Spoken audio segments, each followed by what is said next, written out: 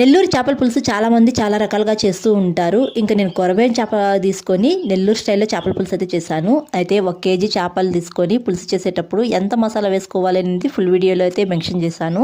Full video అయితే చూడండి. ఇప్పుడైతే చేపల పులుసు నెల్లూరు స్టైల్లో ఎలా చేశారనేది చూపించేస్తున్నాను. ముందుగా 1 స్పూన్ మెంతులు, 1 స్పూన్ జీలకర్ర తీసుకొని వేయించుకొని చల్లారిన తర్వాత పొడి చేసుకొని పక్కన పెట్టుకునేసాను. ఇప్పుడు మిక్సీ జార్లో వెల్లుల్లి, ఆనియన్, టమాటాలు, తర్వాత రెడ్ చిల్లీ పౌడర్, ధనియాల పౌడర్ వేసుకొని కొద్దిగా పసుపు వేసుకొని మెత్తగా మిక్సీ పెట్టించుకొని పక్కన పెట్టుకునేసాను. ఇప్పుడు స్టవ్ పైన బండి పెట్టుకుని ఆయిల్ కొద్దిగా ఎక్కువ వేసుకొని జీలకర్ర, ఆవాలు వేసుకొని తర్వాత కొద్దిగా మెంతులు వేసుకొని పచ్చిమిర్చి, కరివేపాకు వేసుకొని పచ్చిమిర్చి లైట్గా వేగిన తర్వాత మనం మిక్సీ పట్టించుకున్న మసాలా కూడా వేసుకొని ఆయిల్ పైకి తేలే వరకు వేయించుకోవాలి. ఆయిల్ పైకి తేలిన తర్వాత చింతపండు రసం వేసుకునేసి బాగా కలుపుకొని కర్రీకి తగ్గట్టు పులుపు తగ్గట్టు వాటర్ కూడా వేసుకొని పులుసు బాగా తెల్లుతున్నప్పుడు కొద్దిగా కరివేపాకు, కొత్తిమీర వేసుకొని చేపలు వేసుకొని బాగా కలుపుకునేసి 2 నిమిషాల తర్వాత మామిడికాయ ముక్కలను కూడా వేసుకునేసి బాగా కలుపుకొని తర్వాత మనం ముందుగా వేయించి పెట్టుకున్నాం కదా ఆ పొడి కూడా వేసుకునేసి 1 స్పూను 4 నిమిషాలు ఉడికించుకుంటే నెల్లూరు స్టైల్లో చేపల పులుసు రెడీ అండి. ఫుల్ వీడియో కావాలంటే ఈ వీడియో కింద ట్యాగ్ చేస్తున్నాను. ఇంట్రెస్ట్ ఉండేవాళ్ళు చూడండి. వీడియో నచ్చితే ఒక లైక్ చేయండి. బాయ్.